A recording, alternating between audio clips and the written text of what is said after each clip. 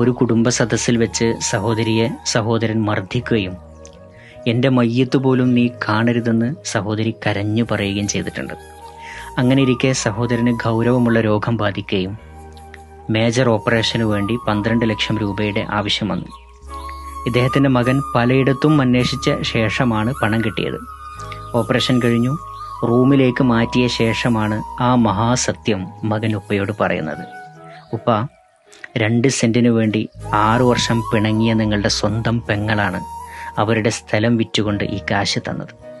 ഷോക്കേറ്റ പോലെയാണ് അയാളത് കേട്ടത്. ഞെട്ടിത്തരിച്ചുപോയി. എന്തിനവളെന്നെ സഹായിക്കണം? സംഭവിച്ചത് മറ്റൊരു കാര്യമാണ്.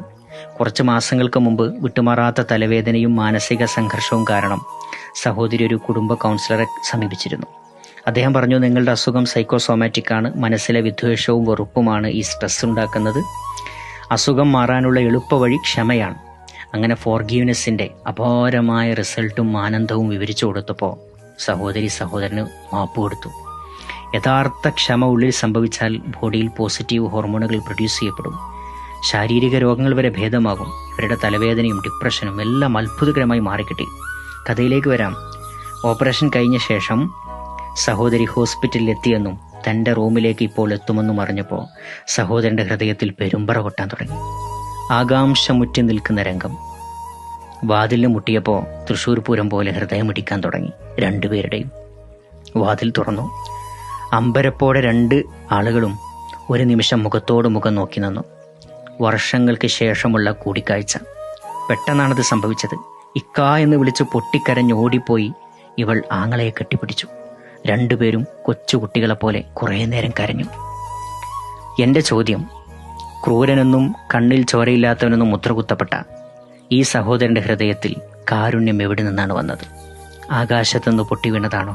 അല്ല, ഉള്ളിൽ ഉറങ്ങിക്കിടന്ന കരുണ തന്നുറവയാണ് പൊട്ടിയൊലിച്ചത്. ഇതാണ് ഒന്നാമത്തെ തിരിച്ചറിവ്. ഏത് ക്രൂരനെന്ന് നാം പറയുന്നവരുടെയും ഉള്ളിൻ്റെ ഉള്ളിൽ നന്മയുടെ തെളിനീര് മറഞ്ഞു കിടക്കുന്നുണ്ട്. കല്ലും മണ്ണും ചെളിയും മാറ്റി ഒന്ന് കുഴിച്ചെടുക്കണമെന്ന് മാത്രം. രണ്ടാമത്തെ വലിയ തിരിച്ചറിവ് അയാളുടെ ഉള്ളിലെ കരുണയെ പൊട്ടിച്ച ആ മഹാ ആയുധത്തെക്കുറിച്ചാണ്. ഉള്ളറിഞ്ഞ ക്ഷമ ഒരാൾക്കുള്ളിൽ സംഭവിച്ചാൽ ഏത് കഠിന ഹൃദയങ്ങളെയും അത് മാറ്റിക്കളയുമെന്ന മഹത്തായ തിരിച്ചറിവ്. പ്രവാചകൻ മുഹമ്മദ് നബി സല്ലല്ലാഹു അലൈഹി വസല്ലം ഹൃദയങ്ങളെ കീഴ്പ്പെടുത്തിയ, ഇനിയും നാം തിരിച്ചറിഞ്ഞിട്ടില്ലാത്ത ആ മഹാ സീക്രട്ട് ഇനിയുള്ള കാലം നമ്മുടെ ഹൃദയങ്ങളെ ഭരിക്കട്ടെ.